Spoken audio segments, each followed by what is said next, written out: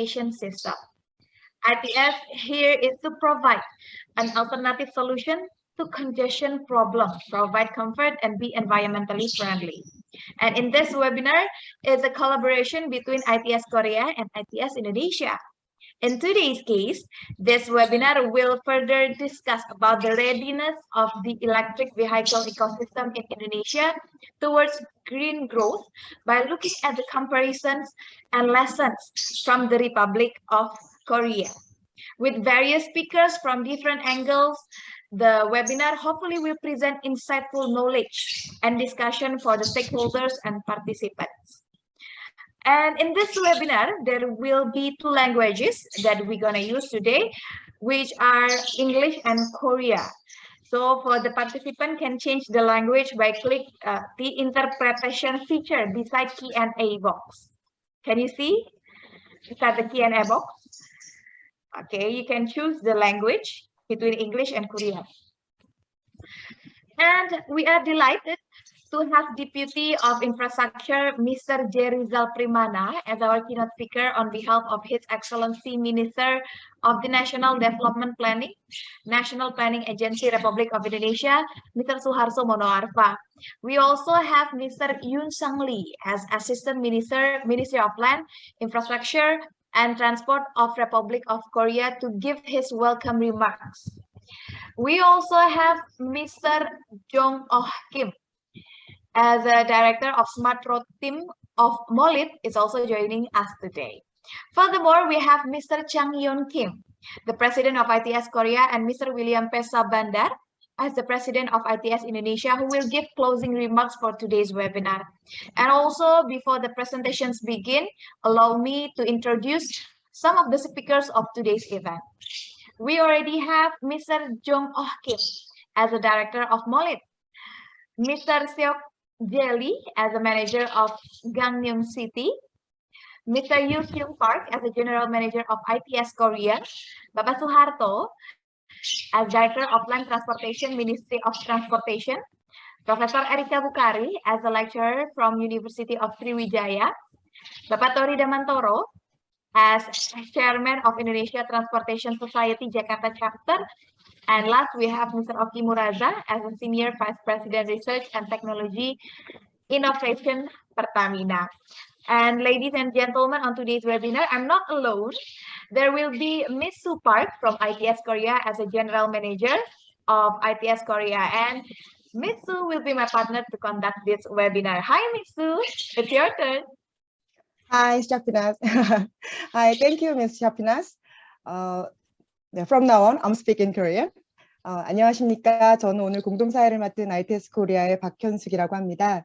오프닝 세션에 앞서 다시 한번 통역 관련 안내 말씀드리겠습니다. 금일 세미나는 한국어와 영어로 진행되며 온라인 참가자분들은 화면 하단에 있는 지구본 모양의 통역 버튼을 통해 언어를 선택하여 들으실 수 있으니 이 왕이 온 게 맞아? 참고해 주시기 바랍니다. ITS 차이나의 왕 네, 맞아? 부회장님. 지금 네, 그러면 지금부터 오프닝 세션을 시작하도록 하겠습니다. 먼저 ITS 코리아 김창현 부회장님의 개사가 있겠습니다. 부회장님. 네, 안녕하십니까. 저는 ITS 코리아 김창현 부회장입니다. 바쁘신 가운데 2022 ITS 코리아, ITS 인도네시아 조인트 웨비나에 참석해 주신 여러분을 환영합니다. 인도네시아 국가개발기획부 조사팔 리잘 프리마나 차가님, 윌리엄 사반다르 ITS 인도네시아 회장님 참석해 주셔서 감사합니다.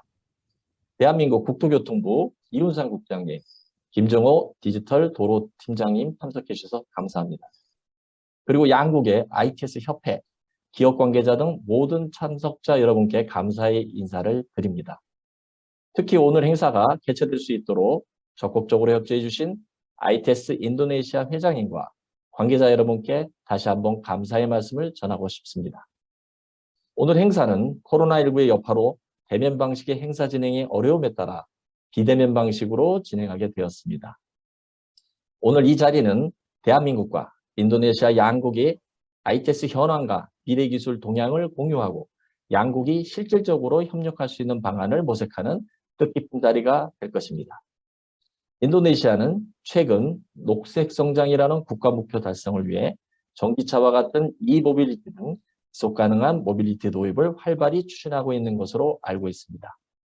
대한민국도 한국판 뉴딜 정책의 일환으로 디지털 SOC를 추진하고 있으며 인도네시아와 유사한 많은 ITS 정책을 수립하고 관련 프로젝트도 실질적으로 추진하고 있습니다. ITS 코리아는 금일 회의를 계기로 양국의 실질적인 교류를 위해 조인트 웨비나 외에도 양국 기업들 간 온라인 비즈 매칭을 계속 추진할 계획입니다. 이를 통해 양국 ITS 교통 분야 기업들이 더 자주 만나고 네트워킹하고 나아가 긴밀한 협력을 할 수 있게 될 것입니다. 금일 회의가 그러한 새로운 시작의 자리가 될 수 있도록 오늘 참석하신 모든 분이 협조해 주시면 감사하겠습니다. 저는 2019년 말 ITS 코리아 부회장으로 부임한 이후 코로나로 인해 ITS 인도네시아 관계자분들을 대면으로 뵐 기회가 없어서 무척 아쉬웠었습니다. 곧 코로나를 극복하고 아태총회, 대기총회 등에서 여러분을 대면으로 뵐 수 있게 되기를 기대하겠습니다. 감사합니다. 네, 감사합니다, 부회장님. 네, 그럼 다음으로 국토부 이윤상 국장님께서 오늘 웨비나 참가자분들에 대한 환영 말씀이 있으시겠습니다. 국장님 부탁드립니다. 네, 안녕하십니까. 존경하는 미스터 조사팟 리잘 프리마나 인도네시아 국가개발기획부 차관님, 닥터 윌리엄 사반다르 ITS 인도네시아 협회장님, 그리고 온라인으로 참가해 주신 양국 관계자 여러분 안녕하십니까. 국토교통부 도로국장 이윤상입니다. 오늘 발표와 토론에 직접 참여해 주시는 양국 정부 관계자 및 전문가분들과 기업 참가자분들께도 환영의 말씀을 드립니다. 오늘 세미나는 한국과 인도네시아 ITS 분야 정책을 공유하고 함께 고민함으로써 양국의 실질적인 협력을 모색하기 위해 마련된 자리입니다. 한국과 인도네시아는 양국의 교통 분야에 있어서 ITS 구축과 운영을 위해 오랜 기간 서로 협력해 왔으며 특히 최근에는 버스 정보관리 시스템, 자카르타 ITS 마스터 플랜 수립 프로젝트 등을 통해 실질적인 협력 관계를 쌓아가고 있습니다.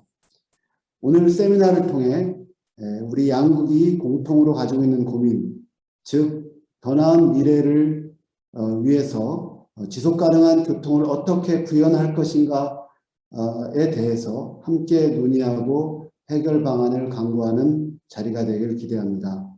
존경하는 양국 관계자 여러분, 최근 교통과 ITS 분야는 인공지능, 빅데이터 등 4차 산업기술의 발전과 기후위기, 팬데믹 등으로 인해 예측하기 어려운 변화에 직면하고 있습니다.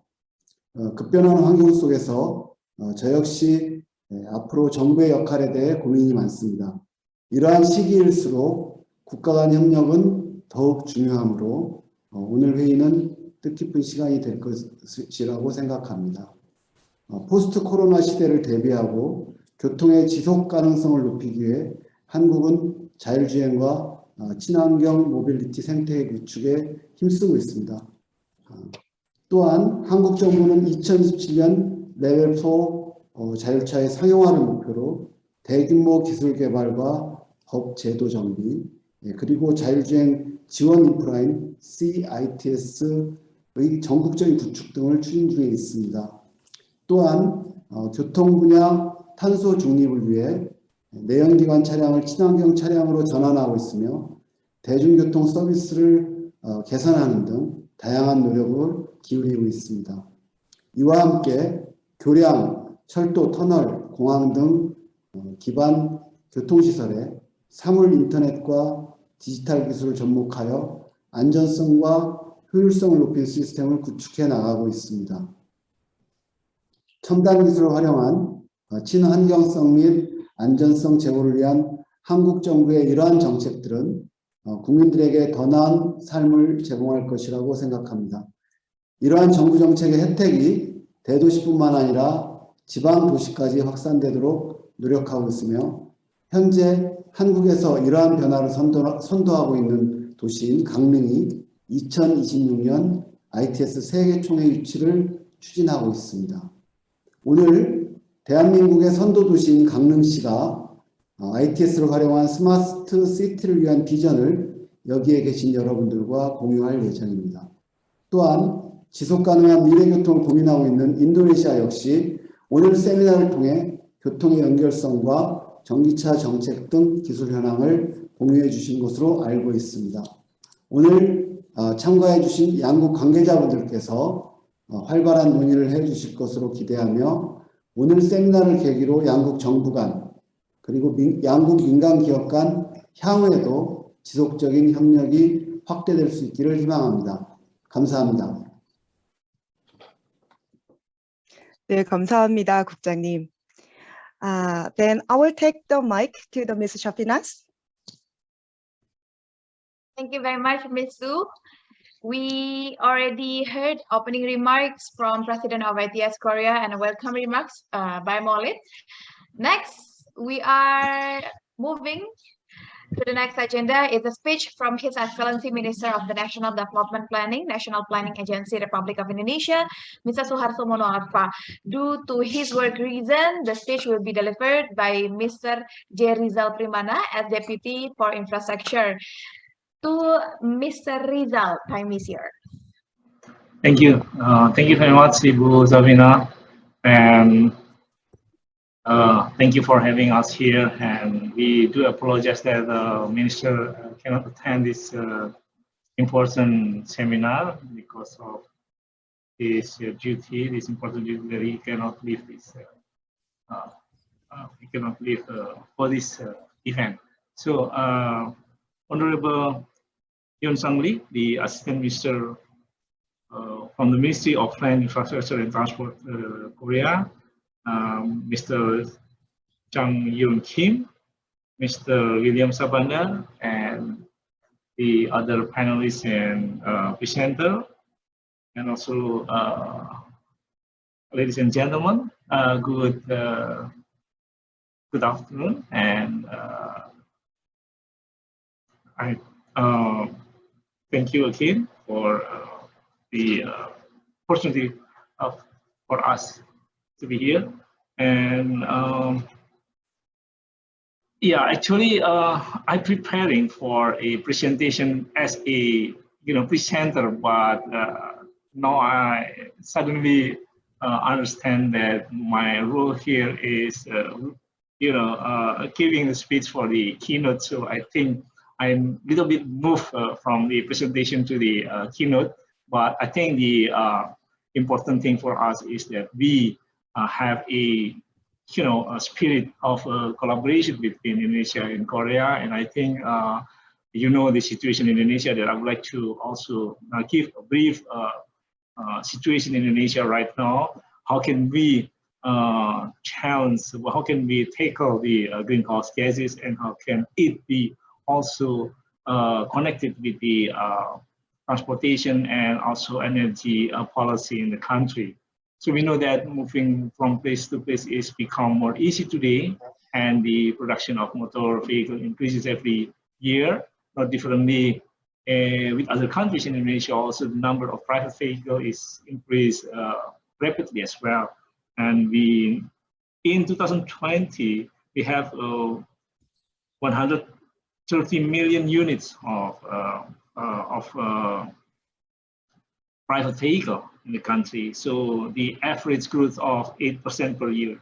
In line with that, then while made up of 26% of greenhouse gas emission from the private vehicle, the contribution from transportation for the greenhouse gases also increase every year. We have the very substantial amount of the emission from the transportation. That is 91% of the emission comes from the land transportation. So policy of using a private vehicle more important in the future. And also we know that Indonesia is the most PM 2.5 air polluted in the Southeast Asia country. So I think this seminar, touching the very essential problem in the country. how we to handle the greenhouse gas in the country. We're going to reduce it in the future. With the target will be 29% from the business as usual level in 2020. So if we have the business as usual level, say 100% in 2030, then we will reduce it 30% from there by using several policies and activities that is related also with the transportation and energy sector. So how can we reduce it? Some policy have been made, and related with the transportation, we have three main policies. First is avoid, and then second is the shifting, and then the third is improve. What we have in avoid is reducing the need for travel. So we going to manage the demand for the transportation by having transit-oriented development and mixed-use development, and also we try to integrate the transport and spatial planning. So we know that the transportation the transportation problem mostly comes from the land use planning. There is no good land use planning creates the problem on the transportation. If we have a good land use planning, supposedly that we have a cluster from the government center, cluster from the business center, and cluster from the hospital, then it will be much more easier for providing transportation system between those nodes. But now in Jakarta, as you know, that the activities have been spreading out. The houses not really assigned in the housing area or land use for housing, and also the office area is also spreading out. Sometimes the housing area can convert to become an office. So I think that's the situation that we have now. So by having the more good land use planning, then the transportation problem will also be eased as well. So that's the first policy, avoiding. And then the second is shifting from using private car to urban transportation. We try to reduce using of the private vehicle to become more comfortable urban transportation, so that people can easily move from the using the car to use the urban transportation. And the third policy is improve. How can we improve the transportation system? By intelligent transportation system, as you probably know about this system, and you probably expert on these things. We going to have that in the future. And also the second is we going to have electric vehicle in the future. But before we have the electric vehicle, so I think the most important thing for us is how can we develop urban transportation system in a good way, so that people can reduce, leave their car in home and less car in the street. So if we don't have a good transportation, urban transportation, then the electric vehicle will be no use, because we just move from the gasoline jam traffic to the electric vehicle jam traffic in the city. So I think the using energy is will be pretty much the same. And the other program has already put it on the National Energy Master Plan. So that's the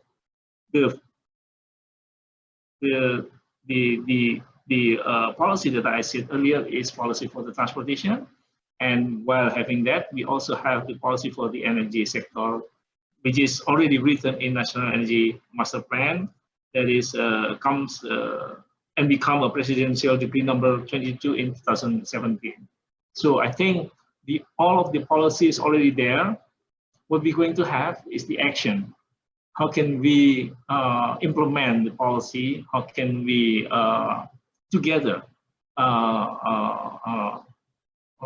putting the policy to the action, and by having the international cooperation, and especially from Korea, then the action can be made much more easily. So I think we thank you for this opportunity, and we hope that the webinar, the seminar will produce some good advices and some good insight for us, and especially for the action, as we know that the action much more important than the policy and also a program. So thank you very much again, and have a good seminar today. Thank you. Thank you very much, Bapak Rizal, for your excellent speech. Action much more important. Okay, so before we start the presentation session, once again, I would like to say thank you very much to Bapak Rizal. We will have the photo session first, and the photo session will be led by Miss Su Park. Please, Miss Su. Okay, thank you, 샤피나스. 네, 말씀 주신 것처럼 본 세션에 앞서 포토 세션이 있겠습니다. 참석자 여러분, 발표자 여러분 모두 카메라를 켜주십시오. I will now let all the speakers to turn on the camera, and we will have a photo session with Mr. Rizal from Bappenas and YoonSang from Molit, and all the speakers of today's webinar. After the photo session, Mr. Rizal from Bappenas and YoonSang from Molit, should you have another agenda, you are allowed to leave the webinar. And on behalf of ITS Indonesia and ITS Korea, please allow us to express our gratitude for your support. 자, 그럼 찍겠습니다. Let's take a picture. 3, 2, 1, smile. Thank you all. Ms. Shapinas, please. Okay, thank you very much, Ms. Su. Thank you very much to all the speakers who started this event. So as I said before, ladies and gentlemen, there will be 6 speakers for today's webinar, which we have Mr. Jung Oh Kim as the director of Molit. We have Mr. Seok Jelly as the manager of Gangneung City. We have Mr. Yoo Kyung Park as general manager of ITS Korea. Bapak Suharto as director of Land Transportation, Ministry of Transportation. We have Prof. Erika Bukhori as lecturer from University of Sriwijaya. We have Bapak Tory Damantoro as chairman of Indonesia Transportation Society Jakarta Chapter. And we also have Mr. Oki Muraza as Senior Vice President Research and Technology Innovation Pertamina.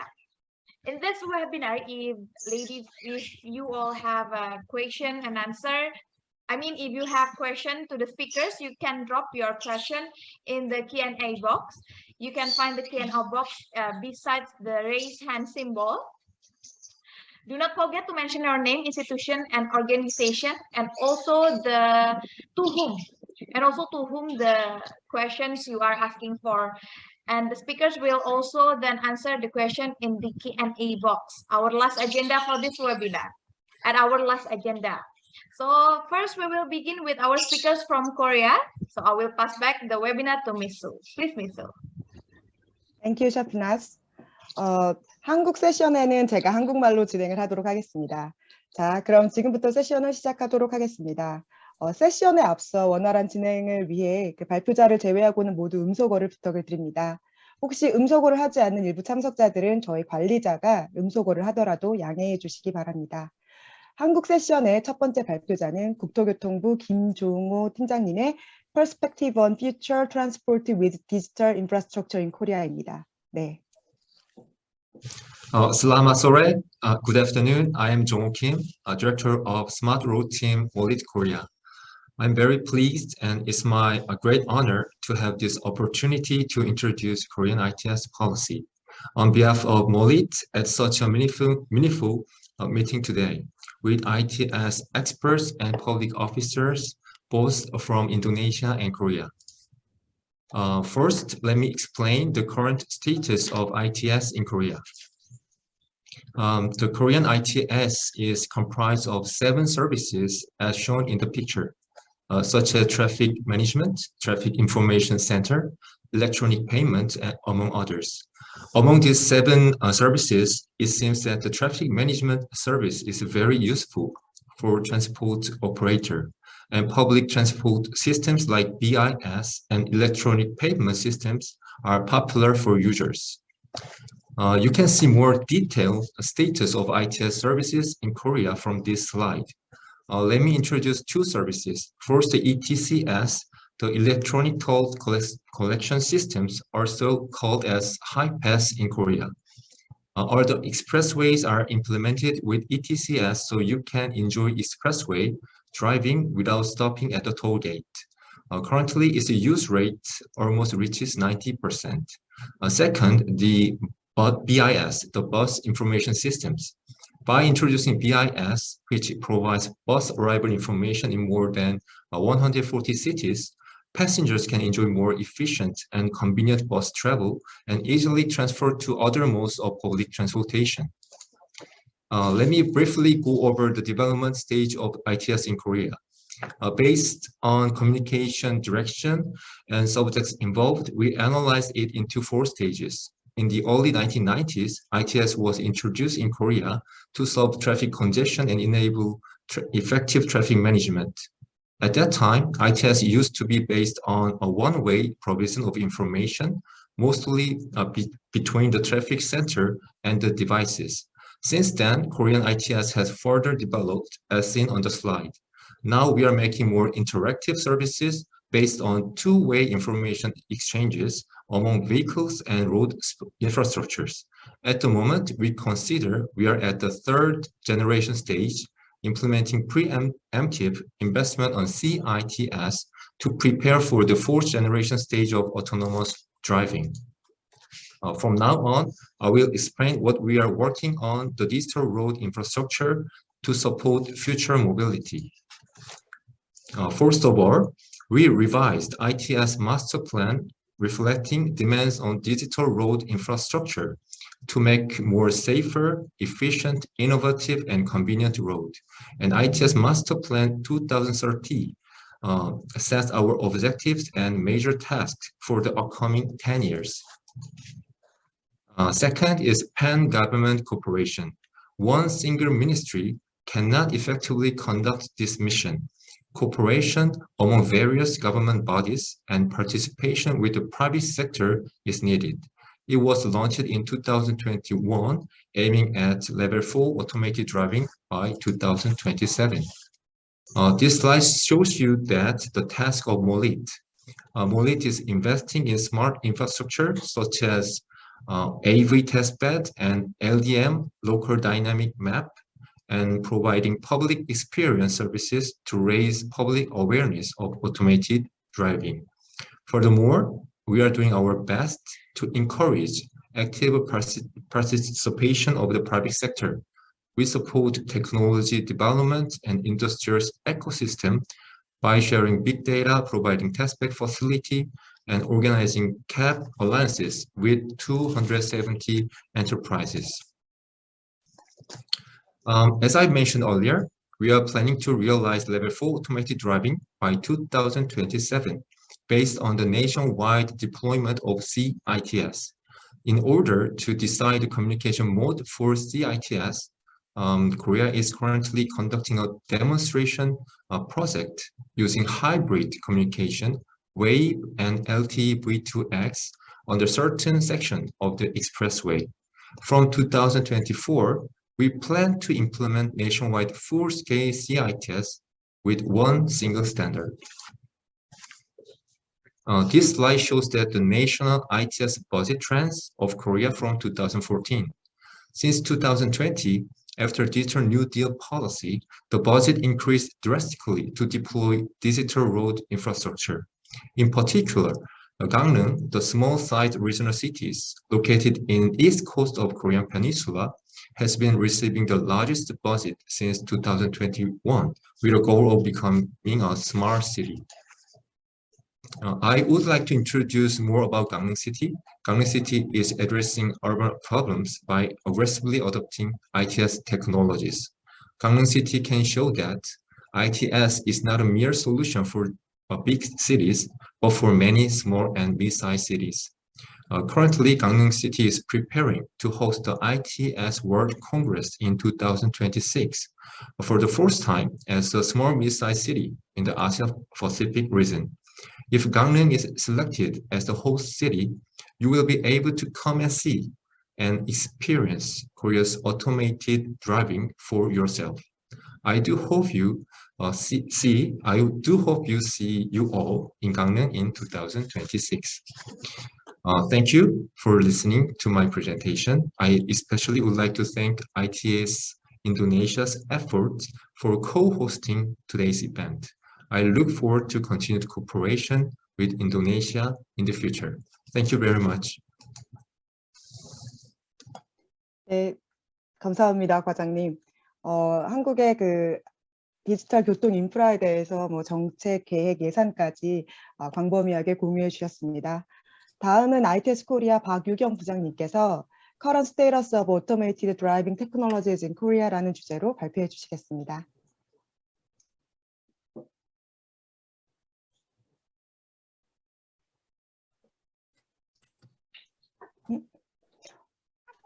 안녕하세요. 저는 ITS 코리아 박유경입니다.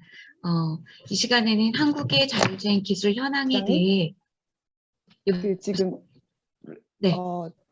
그 공유가 화면 공유가 네. 지금 저기 스크립트가 같이 보이는. 아, 같이 보이세요? 잠시만요. 네. 죄송합니다. 화면이 조금 더 커지면 좋을 것 같습니다. 네, 다시 네. 죄송합니다. 아닙니다. 네. 네, 됐습니다. 괜찮습니다. 네, 그럼 시작하도록 하겠습니다. 네. 안녕하세요. 저는 ITS 코리아의 박유경입니다. 지금 이 시간에는 한국의 자율주행 기술에 대해서 좀 발표를 드리도록 하겠습니다. 네, 목차는 다음과 같습니다. 네, 우선은 먼저 배경에 대해서 좀 설명을 드리면요. 4차 산업혁명 시대를 맞아서 과학기술의 발전이 가속화되면서 완전한 자율주행이 가능할 것이라고 여겨지고 있습니다. 이에 완전 자율주행은 교통 약자를 위한 온디맨드 서비스 혹은 무인 배달 등의 편의 서비스가 가능하고요.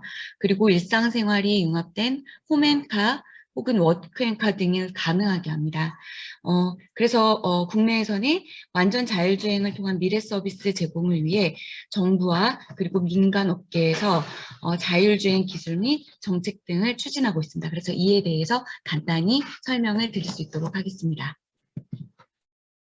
네, 앞에서 보시면은 우선 오토메이티드 비이클은 자동차 인프라의 모든 요소를 유기적으로 연결하고 자동차 스스로 주변 환경을 인식하여 위험을 판단하고 주행 경로를 계획하는 등 운전자의 주행 조작을 최소화하여 스스로 안전주행이 가능하도록 하는 자동차입니다. 그래서 화면에서 보시는 6가지의 정의로 설명을 할 수가 있는데요.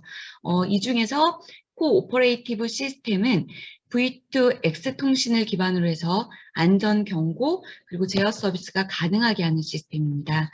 그리고 스탠드 얼론 오토메이티드 비이클은 차량 탑재 센서 기반의 자율주행 시스템으로 이 두 개의 기술이 합쳐지면 코오퍼레이티브 오토메이티드 비이클이 되고요. 그리고 이는 차량 탑재 센서와 V2X 통신을 기반으로 자율주행을 구현한 시스템이 됩니다. 국토부에서는 V2X 기반의 코오퍼레이티브 오토메이티드 비이클에 대한 기술 개발을 지원하고 있습니다. 이외에 사람이 탑승하지 않는 자율주행이 가능한 언맨드 비이클이 있고요. 그리고 운전자가 탑승하지 않고 정해진 코스를 반복 주행하는 드라이버리스 비이클이 있습니다. 네. 완전 자율주행을 보시면요. 미국의 SA에서 정의한 자율주행 레벨 4와 레벨 5에 해당되는 수준인데요. 이는 전체 구간 혹은 일부 구간에서 운전자의 모니터링 또는 운전자가 개입하지 않고 자율주행이 가능한 수준을 이야기합니다. 네. 국내 자율주행 시스템의 양산과 개발 현황을 좀 살펴보겠습니다. 우선은 세 개의 파트로 구분해서 설명을 드릴 수가 있는데요. 우선은 자동차 제조사, 그리고 정부, IT 업계 이렇게 세 개로 구분해서 설명을 드리도록 하겠습니다. 현대, 기아 자동차를 포함한 자동차 메이커 혹은 부품업계에서는 레벨 2 자율 차량을 양산을 하고 있고요. 그리고 레벨 3 기술은 현재 개발 중에 있습니다. 그리고 정부는 완전 자율주행 수준인 레벨 4와 레벨 5 기술 개발을 위해서 다 부처 간 협력을 해서 R&D와 실증 평가를 추진하고 있습니다. 그리고 IT 업계에서는 좀 고도화된 기술인 레벨 4와 레벨 5 기술을 개발하고 이를 통해서 시장을 선점하기 위해서 노력을 하고 있습니다. 네, 카 메이커와 IT 업계의 그 전략이 좀 다른데요. 보시면은 자동차 업계는 수십만 원 수준의 저가의 센서를 활용을 해서 현재 납품 체계를 유지하면서 법제도 내에서 자율주행 레벨 2와 레벨 3 수준의 안정적인 사업 모델을 추진하고 있고요. 그리고 IT 업계는 정부의 R&D 사업에 적극적으로 참여를 하고 있습니다. 이를 통해서 고가의 부품을 활용을 해서 고도의 완전 자율주행 기술 개발에 힘쓰고 있습니다. 그래서 대표적으로 그런 개발된 내용을 보시면은 자율주행 셔틀, 그리고 최근에는 자율주행 청소차 등이 개발되고 실제 실증까지 이루어지고 있습니다. 근데 좀 한계로 본다면 수천만 원의 고가의 부품을 사용하고 있기 때문에 대량 생산이 어렵다라는 그 한계는 있습니다. 네. 국가 정책에 대해서 살펴보겠습니다. 우선 대한민국은 2018년도 대통령 국정과제로 신산업 발굴 및 육성을 위해서 자율주행 자동차를 조기 상용화하겠다라는 계획을 수립하였습니다. 이를 위해서 자율주행 자동차 실험도시인 KCT 구축도 시작을 했고요. 그리고 자율주행 레벨 3를 조기 상용화하기 위해서 21년도 7월에는 자율주행 자동차 상용화 촉진 및 지원에 관한 법률을 제정을 했고요. 이를 통해서 정밀 지도를 제작하고 그리고 자율주행 지원을 위한 도로 인프라를 구축할 수 있도록 기반을 마련했습니다. 또한 자율주행 시범 도시, 시범 운행지구를 선정할 수 있도록 제도화하였습니다.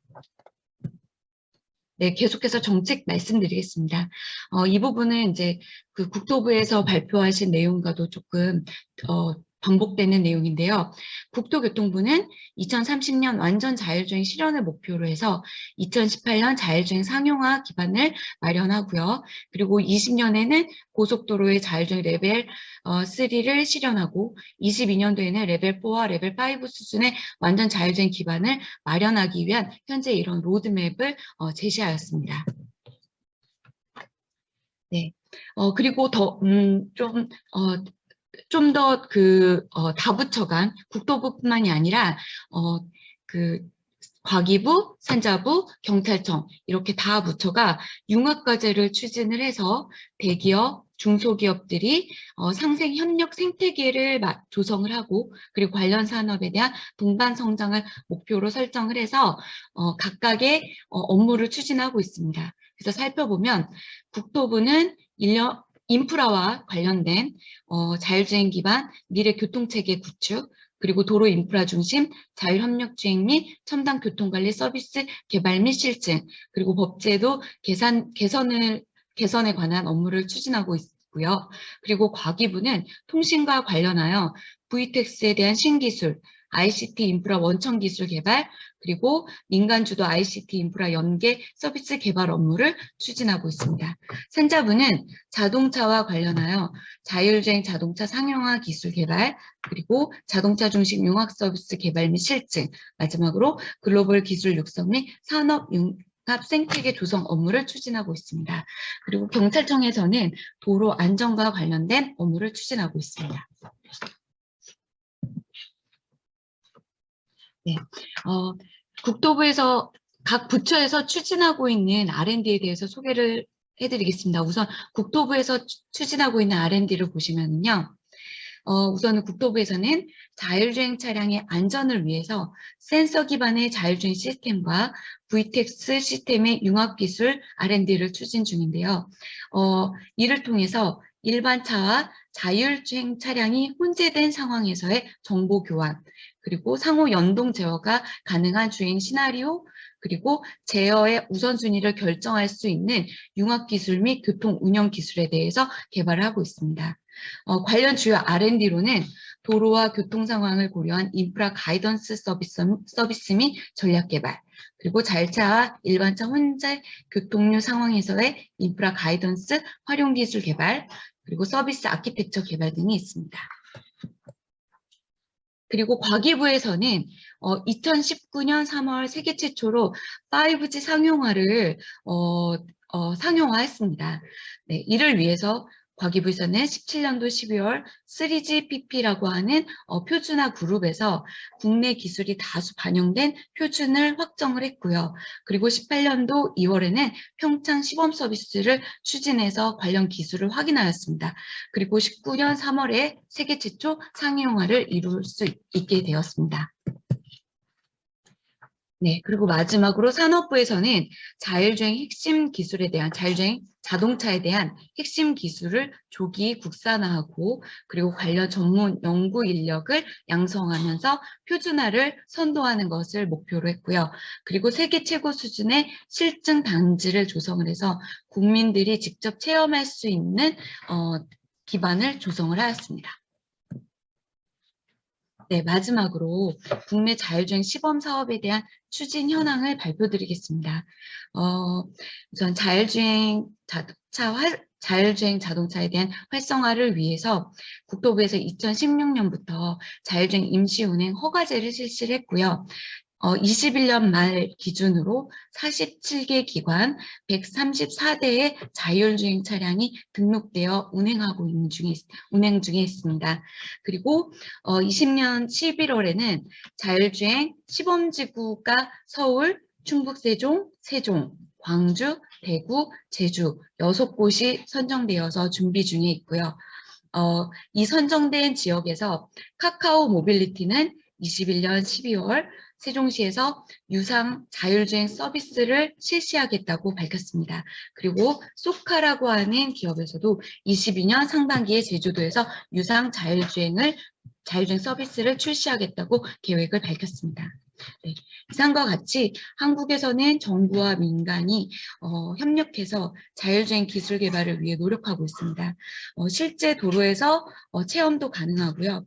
아마도 2027년 R&D가 마무리되는 때에는 완전 자율주행을 위한 기반이 마련되어 있지 않을까 기대가 큽니다. 네, 그럼 이상으로 발표를 마치겠습니다. 감사합니다. 네, 감사합니다, 부장님. 네, 저희 한국에서도 제가 알고 있기로는 2027년 자율주행 레벨 4 상용화를 준비로 되게 정부, 민간, 학계 다 같이 열심히 노력하고 있는 걸로 알고 있습니다. 부장님 발표에서 저희 개념부터 시작해서 R&D, 그리고 정책, 그리고 파일럿 프로젝트까지 너무 광범위하게 공유해 주셔서 감사합니다. 네, 이것으로 이제 한국 세션은 끝이 났습니다. 이제 그러면 이제 인도네시아의 현황을 들어보도록 하겠습니다. Ms. Shafinas, can you lead for Indonesian session? Sure, Ms. Su, thank you very much. So, ladies and gentlemen, we have listened to the presentation from ITS Korea. Let's move to the next presentation.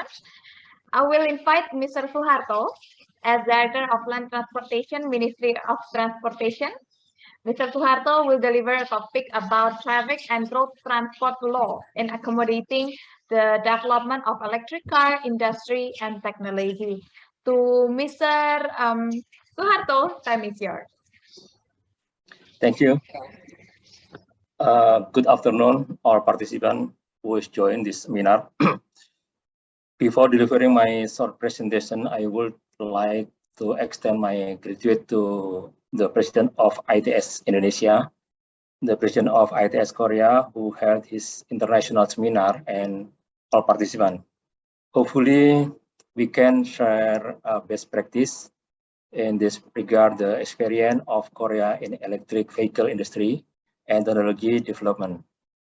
So now I would like to move on to my presentation regarding traffic and road transport law in accommodating the development of electric car industry and technology.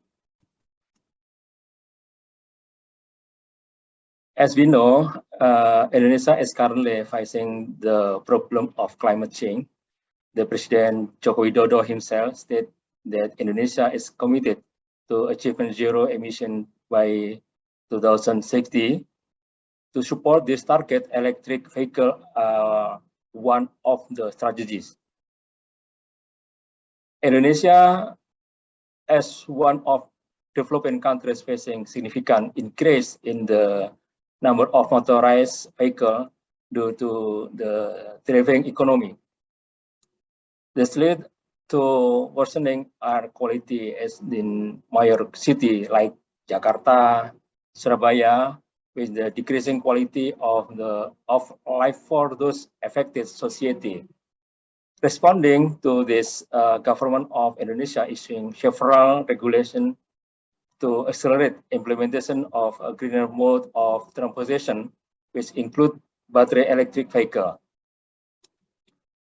As we can see in this map, many major cities in Indonesia experiencing low air quality regarding to pollution from fossil fuel energy utilization. For this time being, Indonesia is in the process of accelerated program of battery electric vehicle as stipulated in Presidential Decree number 55 year 2019. For this acceleration, simulation should be given by the government through fiscal and non-fiscal incentive. Incentives are given to the industrial companies, universities, and our research and development, research and technological innovation, as well as industrial vocation for battery electric vehicle. Import duty incentive on the import of machinery, goods, and material for investment, etc. Multi-sectoral efforts has been carried out the formulation of regulation that support the acceleration of the implementation of electric vehicle, including regulation of vehicle testing, tax incentive, and electricity traffic, electricity tariff for battery-based vehicle. For the implementing guideline, the Ministry of Finance issue Finance Ministry Regulation number 13 year 2022 concerning the determination of material classification system and tariff for imported duty, which envisions 0% import duty rate for battery electric vehicle, reduce production costs. The target of this policy in incomplete knockdown, especially for our more well electric vehicle, and hopefully Indonesia will be able to be production based and export hub for electric vehicle. Supporting the government's target, state electrical company launched innovative product that encourage the ease of use of electric vehicle for private and public purpose. Until 2022, there have been 104 charging facilities spread across 38 cities and will continue to grow. Regarding electric vehicle for public transport, the government of Indonesia has been formalizing the roadmap of mobility for public transport, and the selected pilot city are Medan and Surabaya, which targeted for public transport electrification. The roadmap started in 2021 with electric BTS pilot project in Bandung and Surabaya corridor. Mass urban public transport system targeted 15% would be served by electric vehicle by 2030. If it's running well, in 2040, urban public transport will be 100 served by electric vehicle, and implementation will extend to all big cities in Indonesia, and hopefully in 2045, public transport in all big cities in Indonesia will be 100 served by electric vehicle. The electrification target will be implemented in 1 decade, start with BTS, bus transit system pilot project from 2021 until 2024. Into initial city, the next pilot cities should be selected for the expansion. In 2024 until 2025, expansion in other 6 selected pilot city and expanded to 10 provinces except DKI Jakarta. In 2026 until 27, there will be public transport conversion from fuel to electricity vehicle with prior development to electricity. From 2028 until 29, the conversion of existing public transport from diesel to electricity-based vehicle and development of existing network should be fully implemented.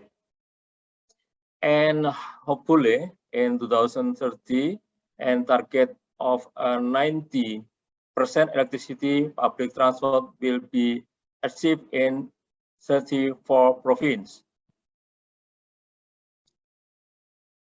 This public transport electrification initiated by Transjakarta, the operator of public transport in Jakarta, which has been include the procurement of the vehicle in the long-term plan, only for electric vehicle as shown on this table.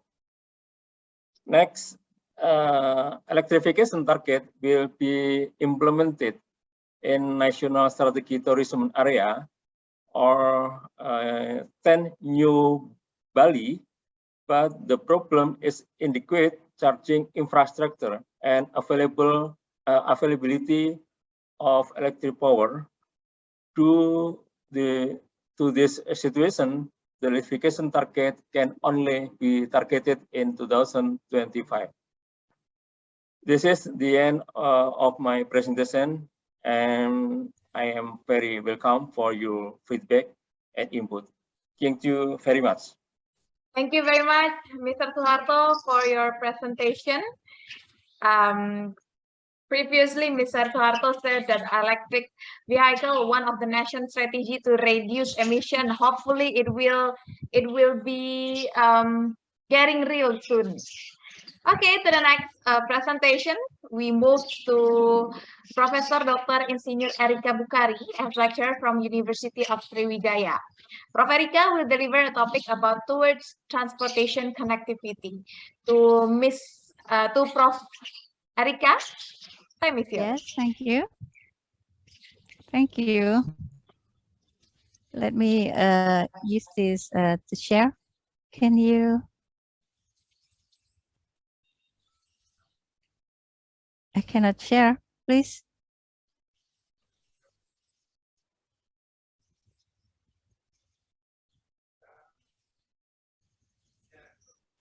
Hello? Yes.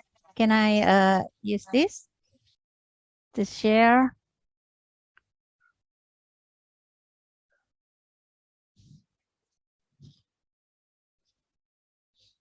Okay. Good afternoon. Thank you very much, ladies and gentlemen. Especially, I would like to thank ITS Indonesia who give me an opportunity to join this webinar. In this occasion, I would like also to thank the ITS of Korea, which show very good impression and very good, very move forward for this ITS and electrical vehicle. So allow me to shorten my presentation because it's limited the time. Okay. Can I? Yes. Palembang is a capital city of South Sumatra province with 1.7 million population in 2020. The special thing about Palembang that it has 5 transport modes: road, rail, sea, river, air transport. Those 5 transport modes have not been integrated in terms of schedules, infrastructures, and payment system. Palembang do not have a complete intelligent transport system yet, and also electrical vehicle system. Yes, please. Yes, we can skip this. Next. Yeah. The step before preparing ITS, we in Palembang research will use the step of multimodal public transport system development, started from research and started from the implementation. Next, please. Yes, multimodal public transport is a chain of public transport trips which use 2 or more transport modes which have combined and interconnected transfer points. It is expected by combining and synchronizing the public transport modes. Time for changing mode can be saved, and changing modes can be more convenient, efficient, and easy. This is where we started to work with. Okay, next, please. Yes, from unimode to multimode, how to enhance the process of public transport in Palembang from unimodes to multimodes. There are 3 things important here. Multimodal trip, we know the data of multimodal trip and regulation system reform and infrastructure. All the time we prepare for infrastructure, but we forget to use the data, which is very rare and very difficult to find the real data. So this multimodal trip has been researched and the research has been implemented here. But now we are preparing for the next step, regulation system reform and towards intelligent transport system. Next, please. Yes, this is an existing condition. After COVID, here we have only 4.9% of people using public transport. The service network, trunk feeder, and physical facilities are not yet fully integrated. Yes, next, please. Yes, please, next. Yeah. After using some data, we make this table type of modes and we divide by all trips, unimode and multimodes. As a whole, we can see here that public transport is very minimum, but I don't say that ojek, ojol, or online motorcycle charter is as a public transport, is assumed as a charter as a private vehicles. So here we have multimodality of 10.9. Next, please. So it gets worse from times to times from 2004 to 2020 that multimodality is getting smaller from 32.94% become 22.67% and 10.9%. It means that many more people using their own car or their own motorcycle. So how is public transport in Palembang? Next, please. Palembang has LRT, light rail train, and BRT, bus rapid transit, and many modern activities in these 2 kinds of modes have been done here. But as we see here, after the LRT and BRT has been set up and in operation, now the change of desired line diagram from east to west. Now the heavy vehicles, the trend is going to the west part of Palembang. Next, please. Yes, like this. Before it was eastern part that that has heavy demand. That's next, please. So we have trip generation that can calculate the needs of people who are traveling inside the city, and that's trip attraction, where the people attracted to go. And here we can see that the preparation for the transportation is not yet perfect. Okay, next please. Here is the private car trip assignment. Some roads are congested, especially in the center area. Next. Different with the demand of public transport. The users of public transport is still low, as we mentioned before, 4.91%. Then, yes, please. Next, please. Yes. Analysis of public transport services. Before we decided how we set up the backbone of the transport modes. We access element of multi-modes. We here see the yellow color have public transport services. These origin destination are served, but in the red color, the public transportation is not served in this area. So there are many things should be done here. Next, please. For the main mode and the main network, here we can see that LRT have share very low, 6.25%, and oplet or minibus 25%, and BRT or Transmusi 7.29%. For the next please, for the main mode also the same, and we can see here that we have to decide what is as a backbone and what is what kind of mode that can be treated as a backbone. Okay, next please. The existing condition of Ampera terminal is like this, crowded. And next please. We can see here between public transport and parking area, they are spread all around. It's not reflecting the good condition of ITS system. Okay, next please. So we prepare door-to-door service and cashless, proposed policy for public transport, BRT and LRT. First, we set up rerouting plan, then it has been done from demand pool and supply push, and then we connect between LRT, BRT, and minibus or oplet. For promotion has been done, podcast and video content, TV and Instagram. Next, please.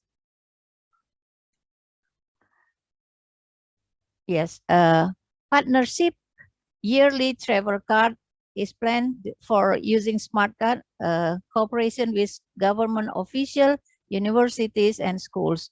Then for proposed multimodal public transport authority in Ministry of Transport as a Directorate General of Multimodal Transport, and for many skywalk has been many infrastructure skywalk can be planned as feasibility study and detailed engineering design. Okay, next please. It is realized that we have to prepare many things before managing in transport, intelligent transport system. For changing the Ampera Bridge view, we plan this skywalk that we clean up the mesh and change rerouting, change all the route, that all these many small buses also is rearranged by using the more modern public transport. Okay, next please. Action having been done, agreement and determination, main modes and main network with all the consequences. That we prepare LRT and BRT as a backbone. Rerouting of public transports, estimating the scenario of subsidies, partnership between operator of public transports, recollecting inventory data of legal public transports, estimation required bus stops and traffic signs, and partnership for selling yearly tickets for government official students, and risk analysis. All after that, we Palembang has just set up a multimodal public transport system. Different, next please. Different with some cities in Indonesia like Solo, Bogor, Medan, Surabaya, Jakarta, and so on. Palembang started with research in multimodal, collecting data to be used for many management systems that can be applied afterwards towards intelligent transport system. First, we set up integrated public transport infrastructure. This bus rapid transit can be monitored driving behavior from the central camera. And this bus rapid transit also use a smart card system. LRT also can be monitored. And the new one is small minibuses, or we call it in Palembang oplet. This integrated will be developed, scheduled, and integrated payment system. Next, please. As we know, intelligent transport system focus on software, technology, and physical infrastructure, facilitating traveling around cities into a more efficient process. We know that, but we still have some process to go toward this intelligent transport system. For example, electric vehicles, electronic payment system, which is integrated, and new travel business models such as car sharing and carpooling. And next, please. Yes, we follow the diagram from Indonesian national ITS architecture. What we have to prepare now, we continue to our new roadmap, please. Yes, please.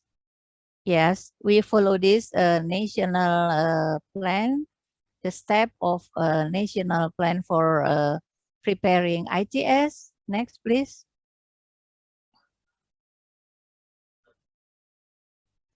Yeah, how to set up the integrated networks for customer.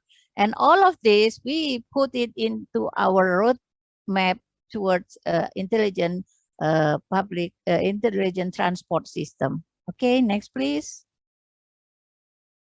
Yes, at the end, we would like to explain our planning here, roadmap Palembang toward intelligent transport system. In the year one, we prepare all the data. This having been done, and the following action, yeah. We also have assistance for the safety driving, integrated public transport modes, LRT, BRT, and minibus or oplet payment system. Following action in the same year, prepare for integrated schedule between LRT, BRT, minibus or oplet, and river public transport. Public transport information system has to be done, and road network information system. In the year two, consolidation of multimodal public transport system, because we have five modes of transport. We need consolidation and coordination. First, dissemination, technical assistance for ITS Palembang, including in conference, in Ministry of Transport, or in some cities, international conference, such as we follow this webinar occasion and focus group discussion. We can expect very much from international ITS. Institutional organization establishment, founding of multimodal public transport regulation and policy. We set up this regulation to prepare how to integrate between modes. Establishing of community-based development, which will deliver community-based development framework Urban Transport Authority, Public Transport Operators Organization, consolidation of planning scenarios. Then the year 3, we develop infrastructures such as construction of multimodal public transport infrastructures and multimodal public transport laboratories. It's by all means, we have to prepare for ITS system. And development of human resources and development multimodal public transport research in terms of electronic vehicles, develop network of information system for electronic vehicle, fleet management system of electronic vehicle. Last but not least, the most important thing that we have to prepare the government. Government should speak one language, one system of ITS to be implemented. How do we implement this ITS? How do we start with? First, advanced information system. We prepare digital map of GIS and advanced traffic management system, incident management system, freight management system, assistance for safe driving. So I think there is all my presentation. I would like more feeding from all the ITS organization here, and maybe for the last expectation, I hope that this Palembang can run after in other cities. Thank you very much. Thank you very much, Prof. Erika. As we listen, Prof. Erika has mentioned some action that had been done. Hopefully, it will still improving, and there will be a lot of, in my opinion, there will be a lot of integrated transportation that can be applied in other city in Indonesia. Once again, thank you very much, Prof. Erika, for your presentation. Thank you. And we move to the next speaker, which we have Mr. Tory Damantoro.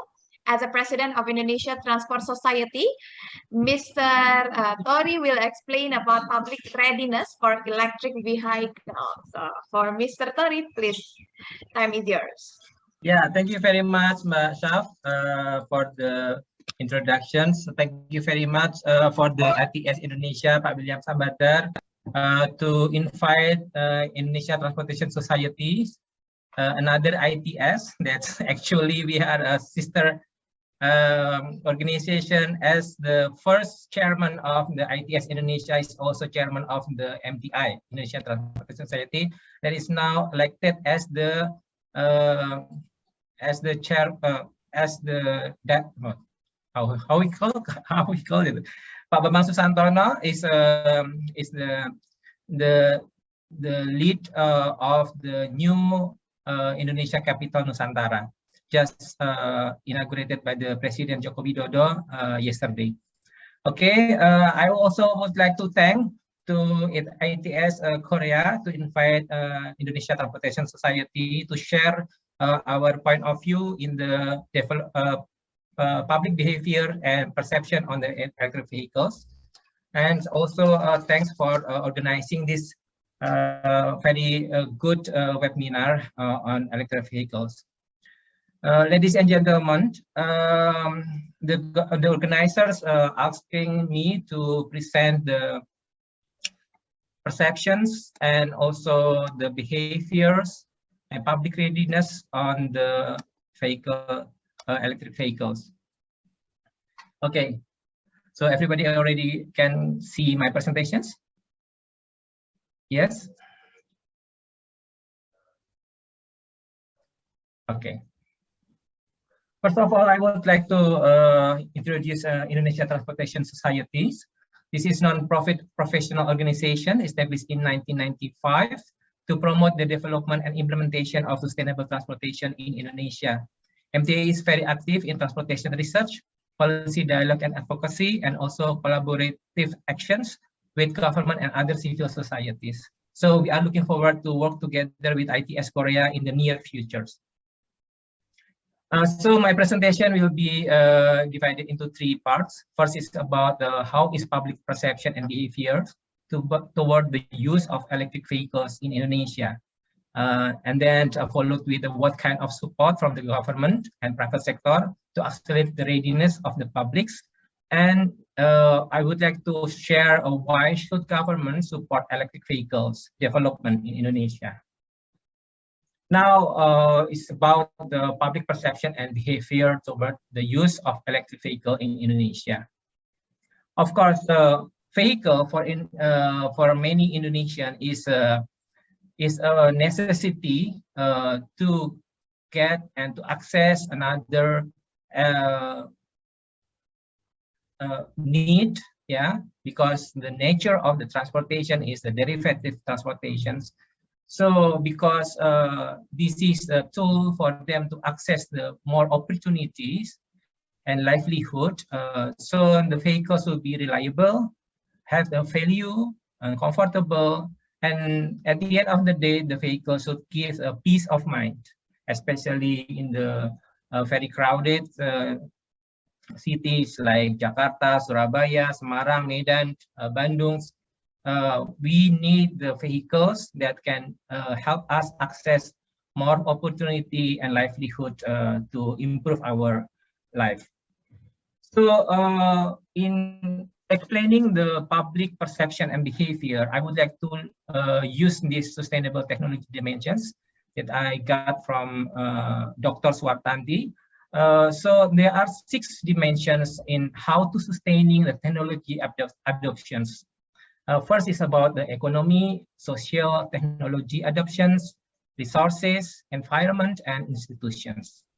Of course, there is no technology that is perfect and can meet all the criteria above. The technology adoptions requires a learning process to identify which dimensions are not being met, so that all the lessons learned can be taken for improvement and or for risk mitigations in the future. Okay, in the economic side, the main perception of public in Indonesia is about the high investment to own the electric vehicles and also total cost ownership of the use of the electric vehicles. In the high investment, according to electric vehicle manufacturers, cars or motorcycles, the main cost of the electric vehicles came from 2 components, which are battery and electric motors. So the government already understood these situations, and also the private sectors.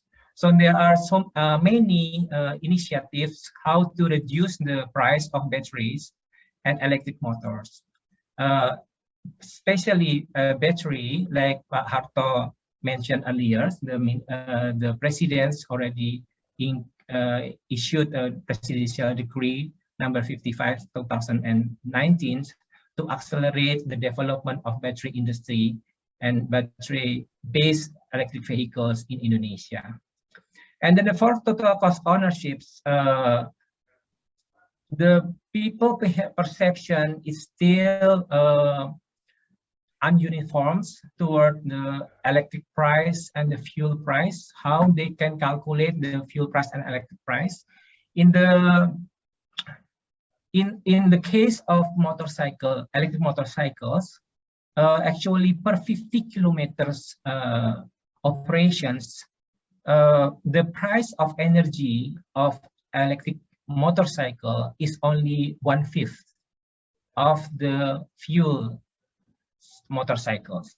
And then this kind of information is not well informed to the publics. So this is something that's and also not well understood by the policymakers. So this is something that should be more and more advertised or promoted in regard to the energy efficiency and also energy cost efficiencies. Another perceptions is about vehicle tax of EV and ICE. It's only 2 local government that give incentive for the vehicle tax for the electric vehicles. And then the last one is the maintenance cost. This is also still not widely understood about the cost of maintaining the electric vehicles. And then the socials, the dimension of the sustainability of electric vehicles. First is about the customer behaviors, local culture, and public agenda. Habit, habit. Most of Indonesian people use motorcycles. We have 122 million motorcycles, ranked third in the world, and Indonesia is a huge market for motorcycles. Annually, based on the IC data, the associations of the motor vehicle industries, there are 5 to 6 million motorcycles sold in Indonesia annually. So it's a huge industry and also a huge economy of the automotive industries. And the habits, it's very important because when we talk about electric vehicles, so many habits that should be changed. And then that change of habits need a proper knowledge and understanding about the products. So the product knowledge of the electric vehicles is also have something that should be promoted to the public. And then in the local cultures, it's about now the trend of environmental sustainability and environmental awareness is widely embraced, especially by millennials. Young generation, they have a higher awareness in environment, and they have a higher willingness and commitment to do and act, to do a real act to mitigate or to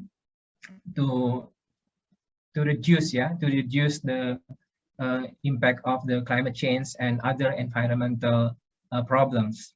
And then people perceptions about the vehicles also related to the social status, because some of the new electric vehicle that came to Indonesian market, automotive markets, it's still in the luxurious levels, so it's only limited people that can afford this kind of technologies. So, and again, the social aspect of the technology adoption also heavily influenced by the public agenda, whether it's climate change, sustainability, or green economy, like the foundation of this webinar. Okay, so about the technology adoptions. First of all, people need to understand the compatibility with the existing infrastructures. When they talk, when they see about motorcycle, electric motorcycle, for example, do they can use similar? Do they can get similar convenient like when they use the fuel engine of motorcycles, because the motorcycles, fuel motorcycles, supported by widely spread gas station infrastructures, while electric motorcycles not necessarily supported with that. So it will limit the radius of distance and of travels for the users, and the ability of the support system to handle problems. What happened with when they run out of the energies of electricities? How they cope the problem? Is there any call service, that they can give immediate assistance? And then how about the spare part of the, or for the high damage frequency are available? This is also sometimes happened in the electric vehicles. And the last one is the compatibility with energy supply. So I would like to also show these diagrams. If we want to people to embrace or use widely electric vehicles in Indonesia, I think this diagram is very much valid.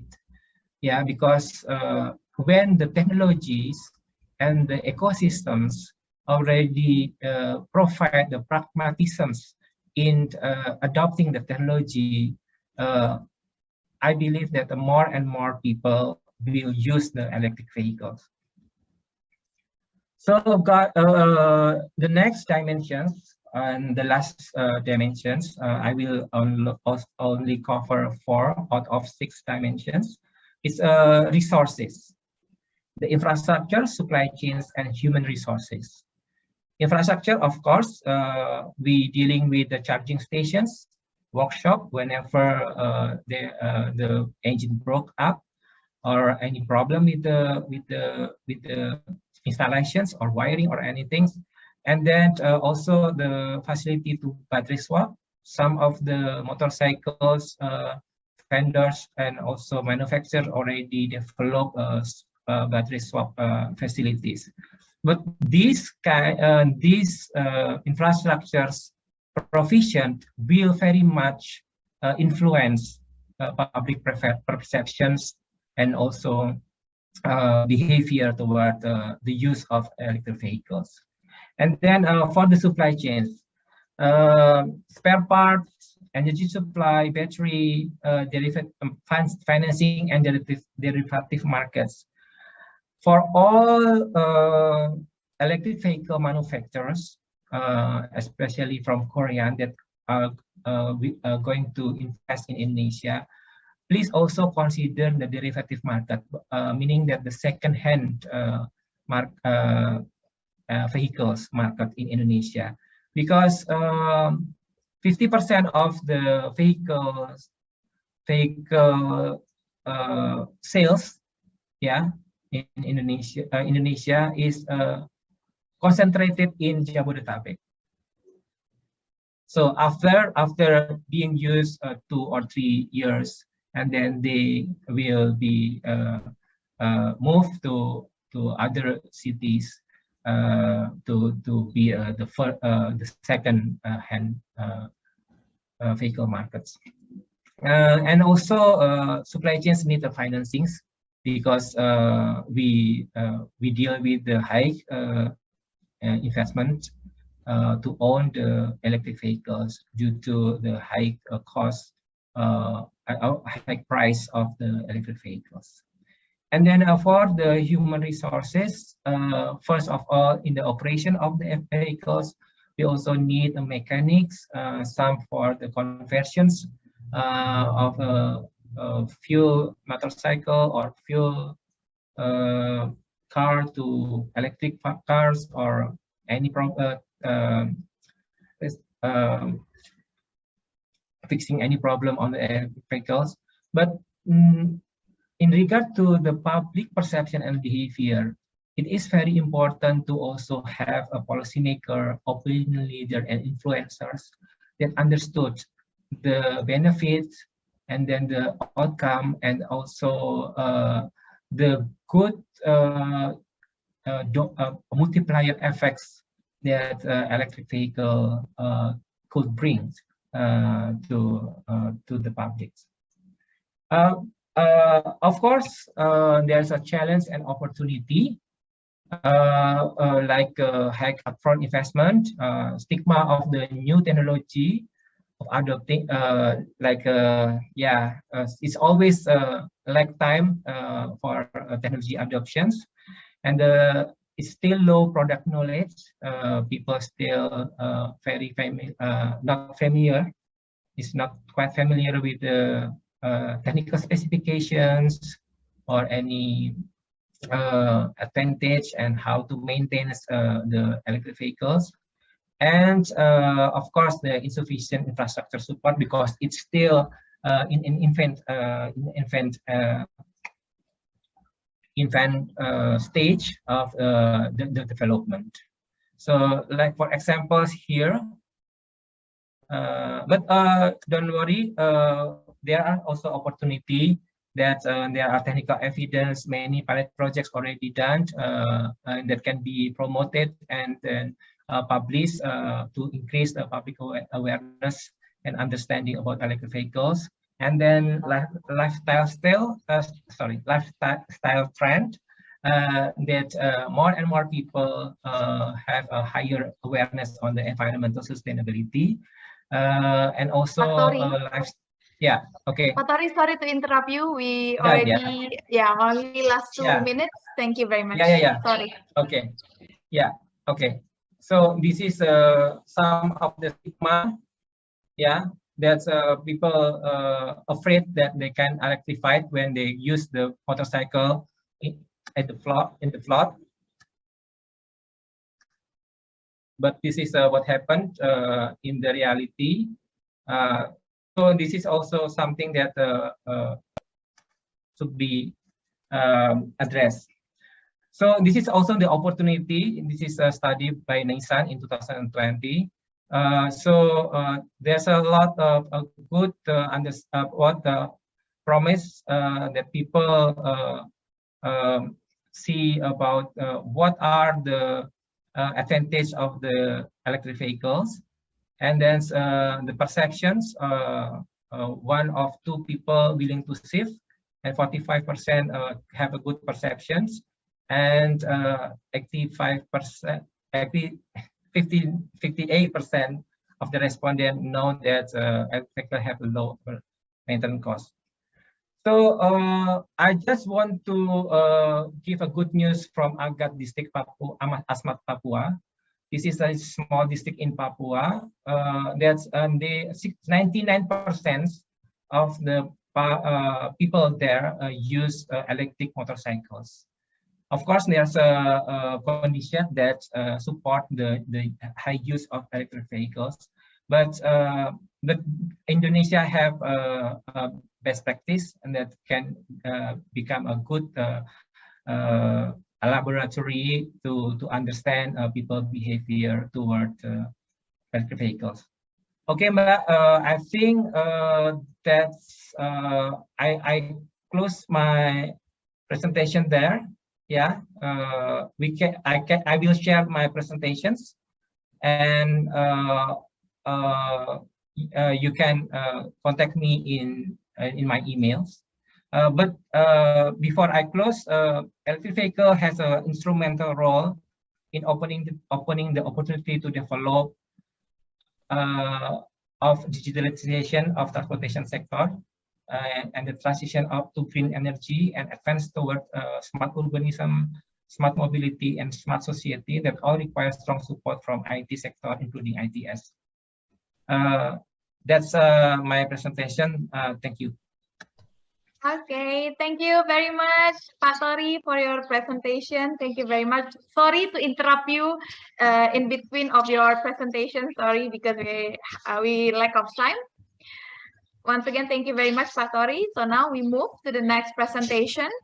The last presentation will come from Mr. Oki Muraza as a Senior Vice President Research and Technology Innovation Pertamina. Pak Oki will explain about the development of electric vehicle infrastructure. So to Mr. Oki, or Bapak Oki, time is yours.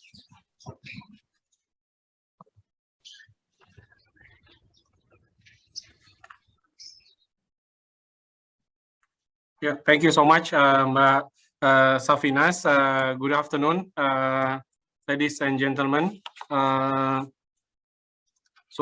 We'd like to thanks also for the organizer. Thanks to Pak William Sabandar, the president of ITS Indonesia, and the organizer who already worked very hard in order to help us in order to have this wonderful meeting this afternoon. So my name is Oki Muraza, the Senior Vice President for Research and Technology Innovation in Pertamina Holding, Pertamina Persero.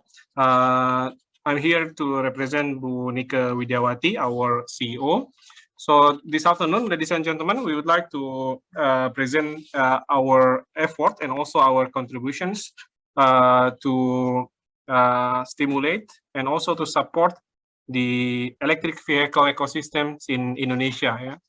So first of all, ladies and gentlemen, the background of this, I think we are fully understood that there is a need in order to reduce the emissions, yeah, be it the CO2 and also the methane, yeah, including the emissions coming from industry, transportations, construction materials, etc., etc. So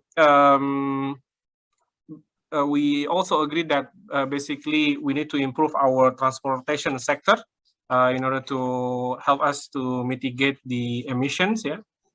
So according to this chart, which is in 2018, the transportation sector is contributing about 23%, yeah, of the CO2 emissions.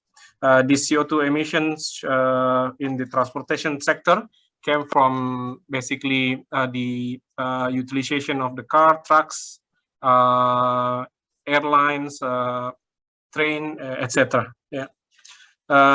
So in Pertamina Group, we have different initiatives in order to support the renewable energy, to improve the portion of renewables in the Indonesian energy mix. We have one of the best one is the geothermal, yeah, because at this moment Pertamina has already 672 megawatt of green electricity. Yeah, so when we discuss about the Evie ecosystem, it's also good to discuss about the source and the type of electricity that we have. So geothermal is green electricity, and from 23,000 megawatt potency that we have in Indonesia, we are still having the installed capacity for less than 10%. Yeah. So this is our ambition for the geothermal. And then the second one is about the hydrogen. Yeah, for the decarbonizations, hydrogen will be the future. Yeah, there are different types of hydrogen. The blue hydrogen, where we capture the CO2, yeah, through CCUS or CCS, utilization and storage, or just storage. And then we have also green hydrogen, yeah, in which that we generate the hydrogen from green electricity. Again, we have 672 megawatt of green electricity from geothermal, in which that we try to convert this partially to green hydrogen. Yeah. We have pilot plant in Lampung, in Ulubelu, where we try to produce the green hydrogen. Then it will be utilized for specific and captive market. The second one is the EV battery and energy storage systems. As we know that we have the Indonesia Battery Corporation, or IBC, in which that we try to have the production of 140 gigawatt hours in 2029. Yeah. And we also support the two-wheeler and four-wheeler ecosystems. And then we also start to build the charging station, or Indonesia is called SPKLU, and also a battery swapping station, SPBKLU. Yeah. And then the next one is the conversions of liquid hydrocarbon to gas. Yeah. So this one basically to utilize gas instead of diesel in some power plants. The next one is the bioenergy. Of course, Indonesia is it's top 3 in terms of biofuels on Earth, after US and Brazil, yeah, because we are the largest producer of biodiesel. And then basically we are also developing the green refinery, in which that we produce green diesel, or hydrogenated vegetable oil, VGO. And also we have ambitions to produce second generation bioethanol from biomass waste, in this case empty fruit bunch, EFB. And then we also we started the installation of palm oil mill effluents, POMI. This is the liquid waste in palm industry in order to get the biogas. Then biogas can be utilized to get biomethane, etc., etc. The other initiative that we have is the carbon capture, utilization, and storage. I think this is clear. And then we have also ambitions to have M&A, merger and acquisitions for renewables, including hydro. And then we have projects to monetize the long-range coal to produce dimethyl ether. And then also we have started the natural-based solutions, mostly it is from mangrove, just like other state-owned enterprise. We'll start learning how to have carbon credits and carbon market in internal Pertamina and also within a state-owned enterprise. And of course, in order to have the emissions, reduce emissions by 29% in 2030, we have the utilization of flare gas, improvement of energy efficiency, and the switching from diesel to gas. So that's the initiative that we have. Now let's have a closer look into the Evie ecosystem. For Evie ecosystem, basically we started the charging station and also battery swap station, which already inaugurated by our president recently. And then in addition to that, of course, we have participation in Indonesian Battery Corporation, in which that we convert the nickel into the battery cell. And then we have an ambition also to have a business on battery pack. We are aiming also to be one of the players, OEM, to have the electric vehicles as well. We are supporting the infrastructure, energy storage systems, charging stations, swap stations, and we are studying now how to recycle the battery, because one of the problem in the battery business is basically the overall life cycle assessment, because the battery is still not recycled, similar with solar PV that we have. After 25 years, we are still questioning what to do with the solar panel. And then if we have closer look into the demand of the battery, we can see the best case, business as usual, or the optimistic case.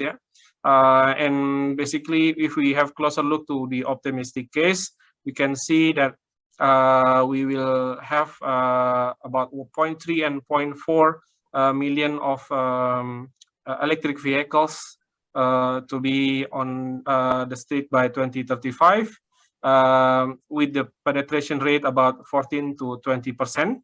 And then we should not forget about the two-wheeler. This is also very big. This is basically the largest market. We have predictions about up to 3.8 million of electric motor two-wheeler in 2035, with the basically penetration rate about 40 to 50%. And then we start to have solar PV and also wind turbine, which is basically intermittent energy. So we need to utilize as well the ESS, the energy storage systems. And then, of course, as the one of the largest producer of nickel, we are expected to be also one of the biggest EV ecosystem in Southeast Asia. From the resource point of view, of course, Indonesia is playing very important role. We have a big nickel deposit nowadays, which can be utilized and converted to a nickel-based battery. By doing this, we also improve the specific energy be it the lithium, cobalt, aluminum battery, NCA, NMC, and other arrangement. Yeah. So this is about monetizing the nickel resources. And here we have the roadmap for business battery. So at this moment, we are having some pilot studies, yeah, the collaboration with Gojek, with Grab, with Gogoro, etc. So basically, we are initiating the strategic partnerships.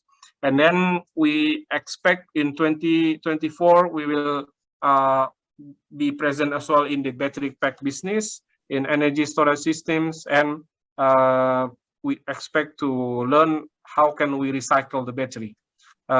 We have further ambitions on the local cell manufacturing, local precursor, and also cathode manufacturing, yeah, to be stronger in terms of energy security. We are expecting to contribute in the new capital city, including the one in Bali, etc. And then by 2030, we expect to have our own technology, yeah, proprietary battery technology and potential expansions. So these are the roadmap of the battery business. At this moment, we are having several facility for the charging stations. We are aiming to have 162 charging stations by 2026. And then also we are aiming to have about 400 battery swap stations for two-wheeler by 2025. Yeah, and then on this chart, you can see different places where we are helping our government to have the EV infrastructure, including the one in Bali. Yeah, Bali is the venue of G20 in November. And then in order to have stronger positions in the technology point of view, we are building the battery laboratory that we have in Danmogot. Yeah. By doing this, we expect to produce knowledge, yeah, know-how, and also intellectual properties. Yeah.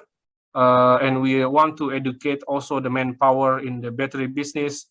This will be the teaching factory for battery cell productions, etc., etc. And then what is also important is the positions of the renewables in the energy transition. Yeah, we started to have SPBU new concept in which that we have a one-stop solution for different things. Yeah, so basically this is source of energy. We can charge our vehicles there, and we are also having the non-fuel retail business such as mini market, the Naturgen, food beverage. I think you are familiar with this. And then we have different services, yeah, be it PSO fuel or non-PSO fuel. We have Pertamina delivery services, etc., etc. So basically, we are having a very big project in which that we want to install solar PV on the roof of our fuel stations. We are also transforming the payment scheme, yeah, from cash to cashless. So we are working a lot in digitalizations. So finally, you will have one-stop solutions. Either you want to go to fuel station for fuel or for charging or for battery swap. Yeah. So this is our emission on the energy stations. Now let's have a closer look into the charging stations and also battery swap station. Yeah. So on this chart, you can see that these are the units of charging stations that we have near Jakarta, Tangerang, and Bandung. And of course, by the time we expect to increase the number of units. Yeah.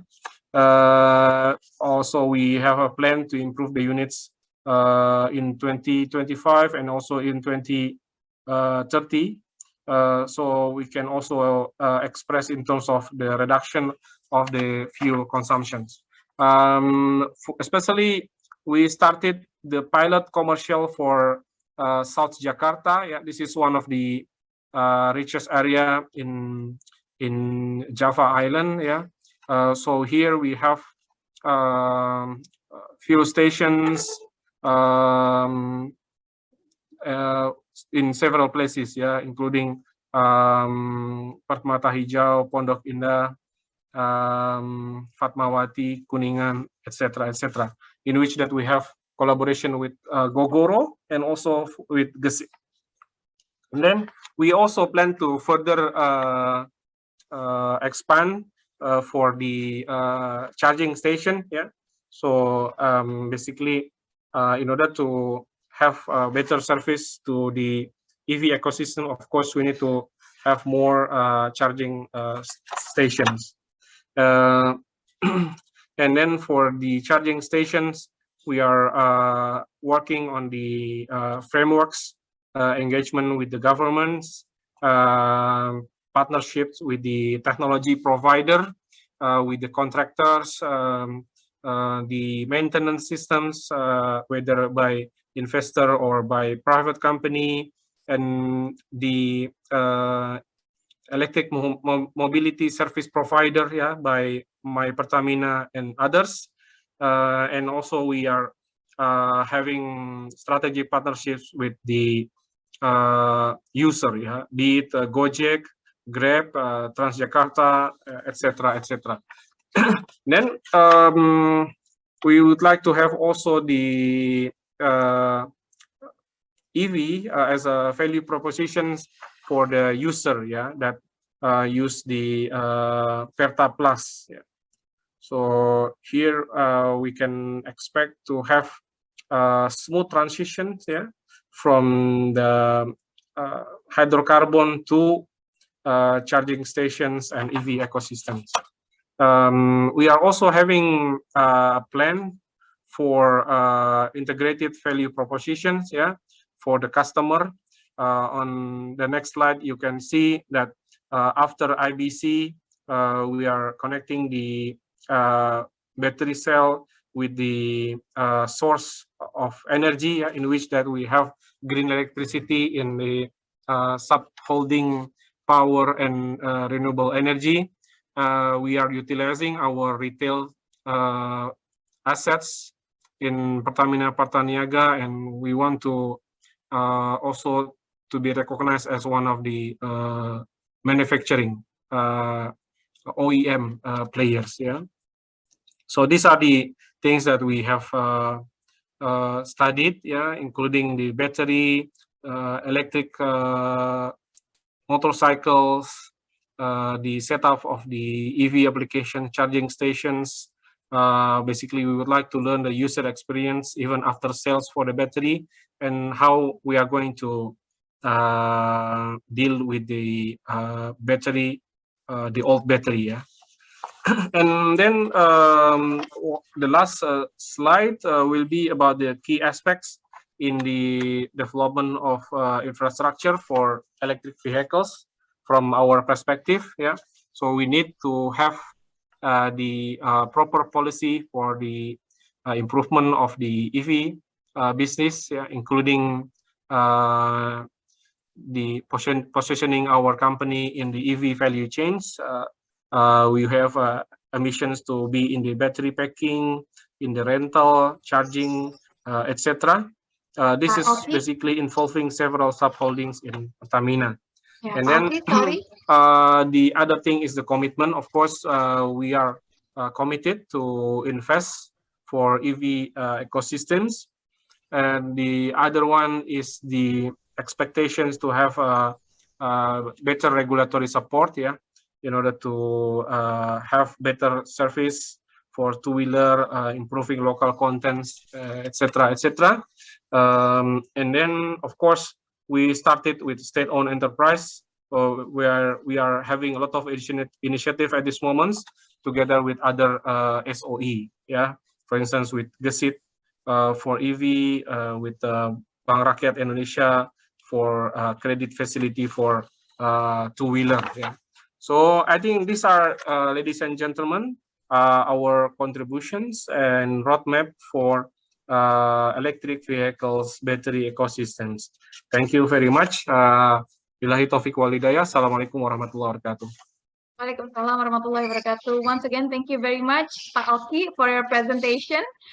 Once I saw the electric machine in tadi, you mentioned in which place in Jakarta? We already have in Kuningan. Kuningan soon to be there. Right, Pak Oki? Okay, thank you very much once again. Thank you very much for your presentation, Pak Oki. Can you hear my voice, Pak Oki? Definitely. I think Mr. Oki is not connected. Okay, it's okay. Thank you very much once again, Pak Oki, for your presentation. Now we are moving to the last agenda, which is we are at the end of our webinar. To close this event, I would like to invite Mr. William Sabandar as the President of ITS Indonesia. So, Mr. William Sabandar, time is yours.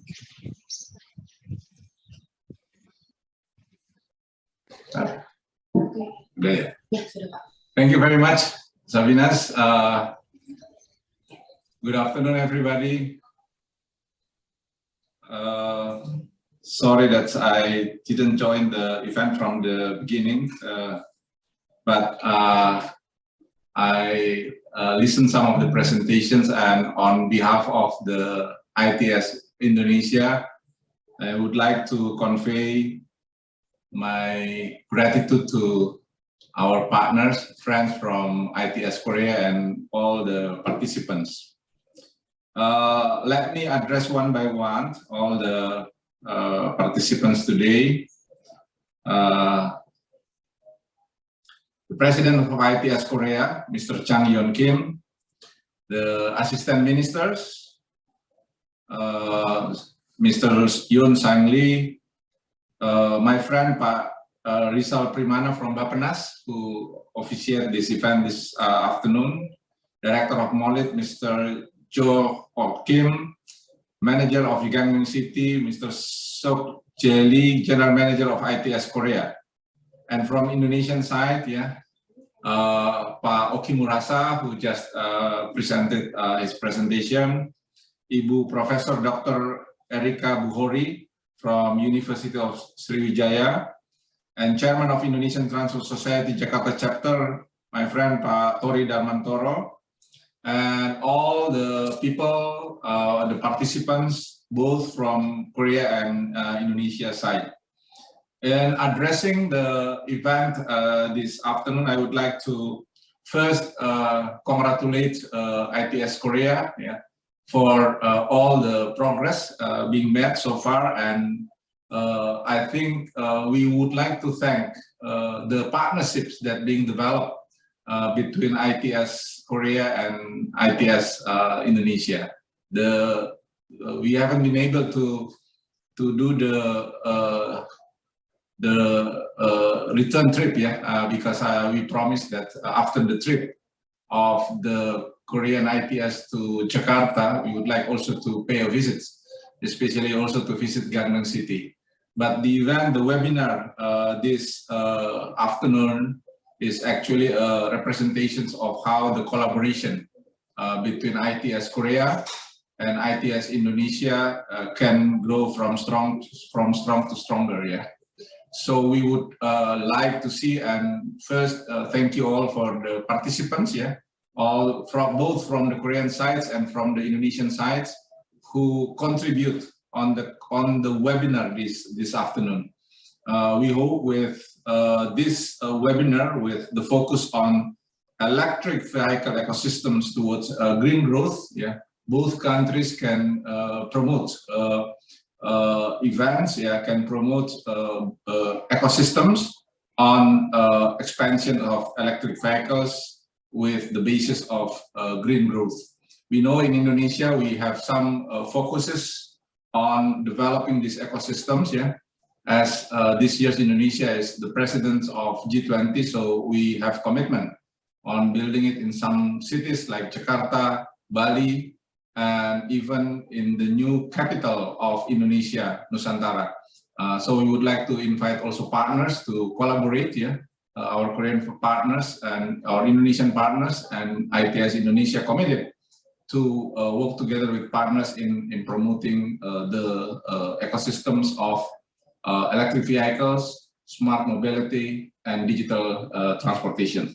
Again, thank you, everybody, and I think this is all from me, so I return to Bu Safinas. Thank you. Thank you very much, Pak William. Nice to meet you again. Hopefully you still remember me. I was covering about MRT like last year. Yeah. Thank you very Nice much, to meet Pak you William. again.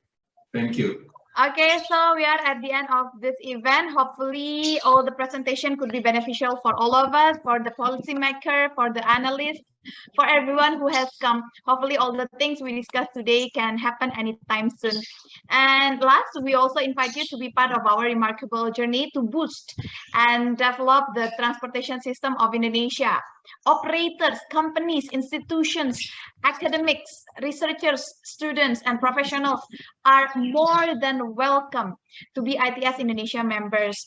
Please visit ITS Indonesia website at its-indonesia.org, its-indonesia.org or RG, and please follow our Instagram account at itsindonesia.id and get updated for ITS Korea. Please visit at ITS_Korea_INTL on Instagram. For the question that haven't been answered, don't worry, we will send the answer to you by email.